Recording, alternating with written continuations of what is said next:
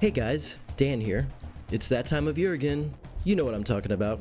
Creepy time, scary time, Halloween time. We all love it. That's why we decorate our houses with jack-o'-lanterns and skeletons and ghosts and stuff. So I thought this year I would celebrate Halloween with a video going over some indie horror games, most of which can be found on itch.io. I'll leave a link for them in the description below. But yeah, I think these games are all well suited for Halloween night. So get yourself a bag of candy, grab a blanket, and settle in because it's Halloween, and this is the Plastic Fangs Halloween special.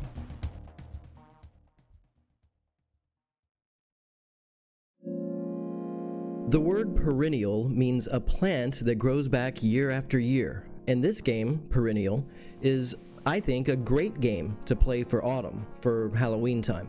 It was developed by Brogan Hackett, who is known for helping create the Haunted PS1 Collective. The story takes place in a forest.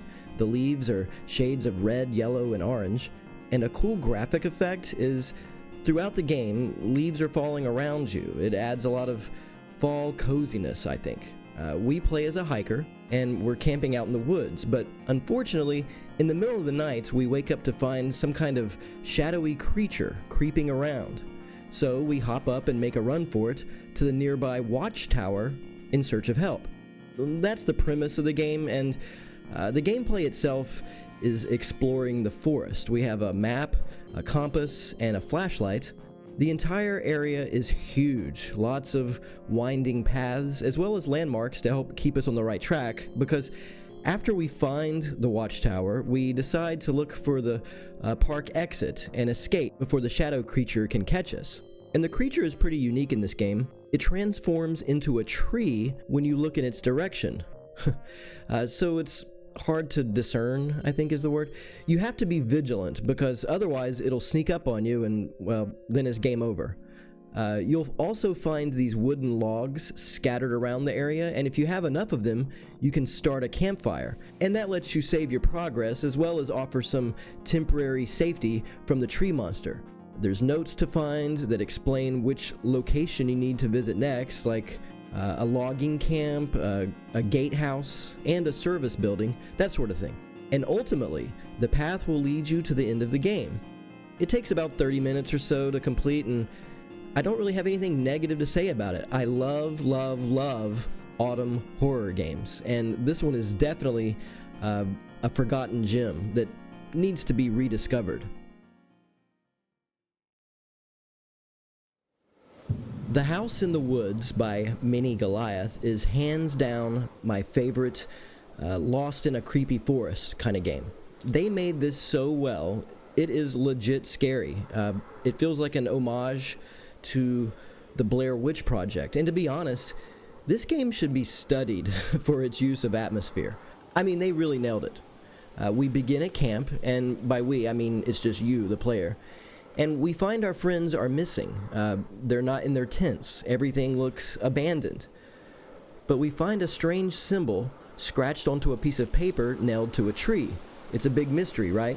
So we have to wander the woods at night with only a flashlight, searching for them. And yeah, it's not long before we hear voices, yelling, screaming. We have to follow the sound in hopes of finding our friends. That's the premise. But the bulk of the gameplay is exploring the area and discovering all the creepy stuff that the developers have put in place. For instance, there's a spooky graveyard, an old well. There's these odd monoliths with more strange writing on them. What I love about this game is there's this sense of you feel like you're being watched. Something is out there and you can hear branches breaking, leaves crunching, from footsteps. You're not alone, and it makes it so scary, I'm telling you. Eventually, we discover a house, and at that point, we know we're about to start getting some answers. Now, I don't want to spoil the rest of it, but yeah, this game is so well made. I'd say play it in a dark room with headphones if you really want to get the full atmospheric vibe. Tricks and Treats is a great little RPG maker game that's, well, it takes place on Halloween night. Necrotary is the main character. She and her friends get dressed up in their costumes, and they go trick-or-treating. You get to walk around their neighborhood and see the other kids' costumes. They kind of end up in a cemetery. They go there looking for ghosts. What I love about it is how each character's personality comes through in their dialogue.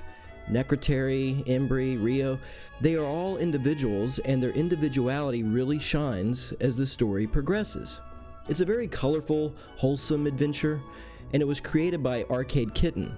I'm not sure if you're familiar with her stuff, but she is a wonderful artist and game developer who has a style all her own. Her games all share the same whimsical world, and lots of the characters cross over into each other's stories. It's really neat when that happens, and it adds so much to the lore. She's made a few RPG Maker games and lots of visual novels too, most of which are on my channel somewhere, you just gotta look. Anyway, check out Tricks and Treats this Halloween, it's one of my favorites. Have you ever played or heard of Andy's Apple Farm? It came out a few years ago, it was very popular. I'd be surprised if you're not familiar with it. It's awesome, very creepy, cartoony, VHS horror. Well, Peter's Haystack Maze by J-Ski Bean is actually a fan game of Andy's Apple Farm. It also has kinda retro, blocky, cartoony graphics, but it's done in first person. It's basically a game of tag. Our character enters the haystack maze and we're supposed to collect pumpkins. But Peter the Pumpkin is after us, in a good-natured kind of way, and we have to avoid running into him. The game starts off lighthearted and fun, but each time we get caught, the maze gets darker and weirder, and Peter the Pumpkin gets more sinister. Eventually, the maze gets really glitchy. I don't want to spoil it or anything, but the game has a few different endings, and it even breaks the fourth wall, meaning our character becomes aware that he's participating in a video game. I had a lot of fun with this one. A playthrough is really short, but like I said, it has several endings and secrets, so you want to play it a few times to see all it has to offer. I highly recommend it. I mean, a game about a haystack maze for Halloween? It's perfect.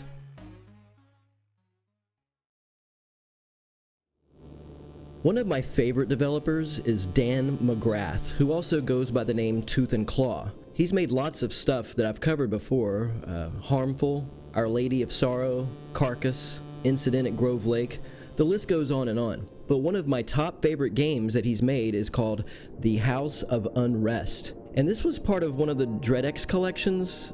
They made one called DreadX Collection The Hunt. It's all about first-person shooters and stuff. And this is kind of marketed as a first-person shooter, but honestly, that aspect of the story takes a back seat to the exploration and the unfolding of this super creepy story. We're a priest sent to a country manor, and our job is to investigate what's been happening there. The cool thing is we're armed to the teeth, and by that I mean not only do we carry a crucifix, but we also have a couple of assault rifles. It's kind of funny actually. It reminds me of something that director Robert Rodriguez would have come up with for one of his movies.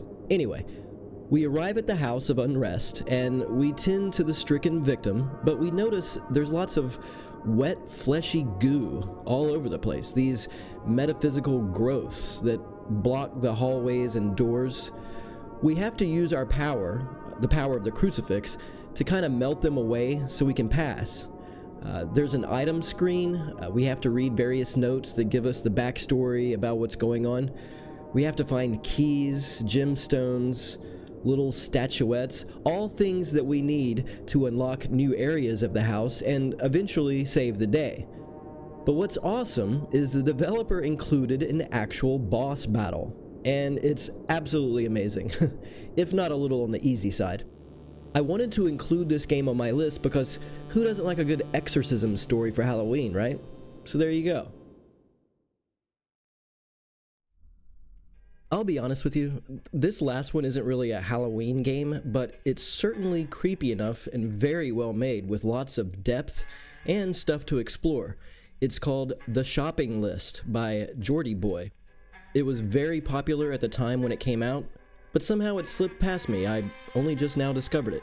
So if you're like me and you haven't played this game yet, you should definitely add it to your list.